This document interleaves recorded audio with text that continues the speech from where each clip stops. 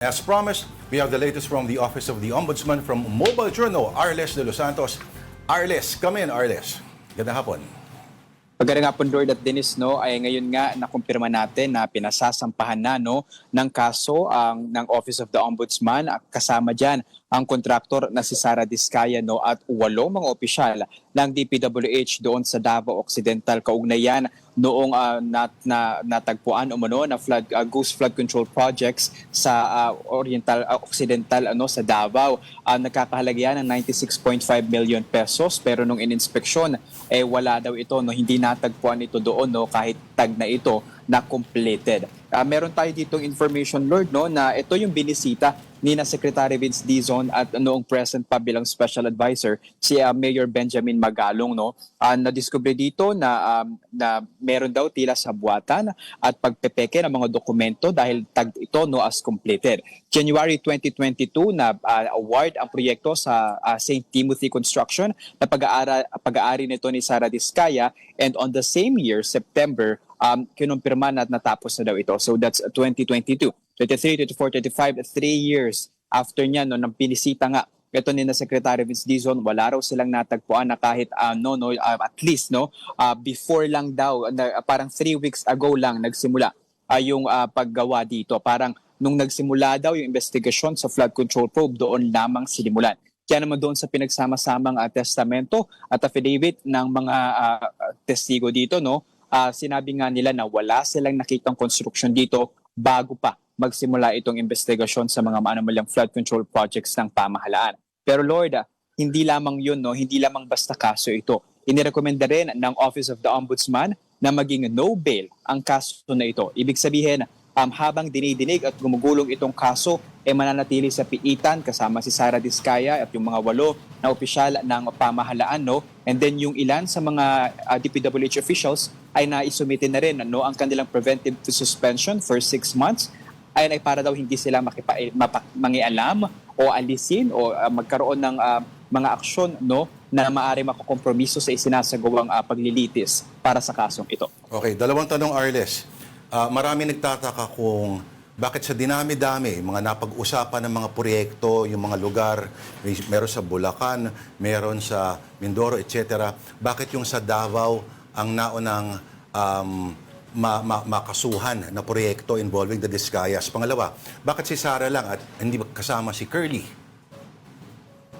Unahin ko doon, Lord, yung kung bakit si Sara lang. Kasi si Sara daw yung para nakita nila doon sa papeles na may-ari nitong St. Timothy. Pero kailangan daw i-bridge yung gap na kasama din sa incorporator or nagpapatakbo ng kumpanya itong si Curly Diskaya. Meron kasi sila, kung di tayo nagkakamali, parang 8 ata, hindi bababa sa 8 ng mga kumpanya na pag-aari nila. Then itong sa Davao, kasi actually pangalawa na ito na case filing mula sa Office of the Ombudsman. Mas sufficient yung mga ebidensya dito. Nakita nila yung ilan dito, meron silang mga falsified na mga papeles na nahanap kagaya na lamang ng ilang mga papeles, kagaya na lamang ng accomplishment reports, fraudulent billing documents, at mga endorsed disbursement vouchers na hindi naman daw talaga natapos yung proyekto. So yung mga ganitong papeles, Lord, na nakalat itong Office of the Ombudsman. Kaya siguro mas nauna ito. And siyempre, pag ghost flood control projects, ibig sabihin wala talaga doon sa lugar. Kaya mas mabilis siguro yung kaadaloy ng kaso nito at kumpara doon sa ibang mga iniimbestigahan pa rin sa ngayon. Arles, may balita ka ba at addressed ba yung sinabi naman ni Ombudsman Boying Remulla na 1 to 2 months na lang daw ang ICI? Tama ba? Sinubukan natin makuha yung panayam niyan. Ayun sagot, paglilinaw ng Ombudsman Jan Denise, ayon sa kanila, kay Assistant Ombudsman Nico Clavano, ipapauba niya na kay Ombudsman Remulla ang pagpapaliwanag dito. But at least sa nakita nating panayam kanina ni Remulla, ito daw yung parang 2 months matatapos na yung probe nito sa mga flood control projects. Pero kasi kailangan nating linawin hindi lang kasi mga flood control projects ang iniimbestigahan at iimbestigahan ng ICI. Lahat ng infrastructure projects yan for the past 10 years.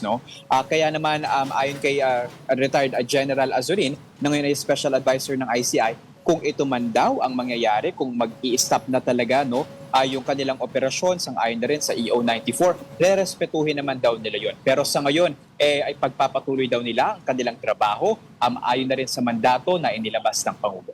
Nasagap mo na rin ba yung balita from Yusek Claire Castro na nag-guest sa One Balita Pilipinas na na-release na raw ang 41 million pesos na budget ng ICI at hindi raw mag-resign si ICI Special Advisor Rodolfo Azurin? Tama ka dyan, Denise, no? Parang a month ago na actually na-approve yung budget nito, no? Na-approve ng DBM and then parang Office of the President yung panggagalingan nito. Nung nagtanong-tanong tayo doon, nung mga nakaraan, hindi pa raw downloaded. So we will now check with the ICI kung nakuha na ba talaga nila ito, no? Pero fresh na fresh pa lamang sa ating panayam kahapon kay ICI Commissioner Babe Singson na wala pa rin pondo itong ICI at volunteer workers pa rin ang kanilang mga kasama doon, no, na nagtatrabaho sa isinasagawang investigasyon. Then doon naman sa resignation ni ICI Special Advisor Azurin, wala raw itong katotohanan at magpapatuloy ang kanyang trabaho sa ICI dito, no, para nga magbigay linaw, paliwanag at mapanagot ang dapat managot, no. So kung 2 months na lang daw ang natitira para sa ICI ay tatapusin niya raw ito. Okay. May balita ka, Arles, tungkol doon sa pangalawang auction ng mga sasakyan ng mga Diskaya. Yes, Lord. Alam mo, ngayon nagpapatuloy. Kanina nga, nagsimula na yung bidding, ikalawang bidding process dito sa mga sasakyan ng mga Diskaya, no? At sa huli nating tala, 2 sa 4 na mga sasakyan ang nabenta na rito, no? Nagkakahalaga yan ng 9,500,000 pesos, no? Hindi pa natin alam kung sarado naman yung bidding, no? At least at last time we checked, no? Pero asahan natin na kung may matitira pa rin na hindi pa rin sold dito, no, or na ibebenta ng mga sasakyan, maaari na direct auction na yung kanilang gagawin, no? And then after nyan, kung hindi na talaga itong mabebenta, mapipilitan ang Bureau of Customs na sirain na ang mga ito. Oo, naalala ko dati, sinampulan nila, may bulldozer. Or pison ba yun? Talaga makikita mo yung Porsche, no? Sinasampulan talaga nila na dinudurog dahil hindi pala ganun katibay ang Porsche pag ginulungan ng pison. Anyway, maraming salamat sa ating mobile journal, Arles de los Santos. Thank you, Arles.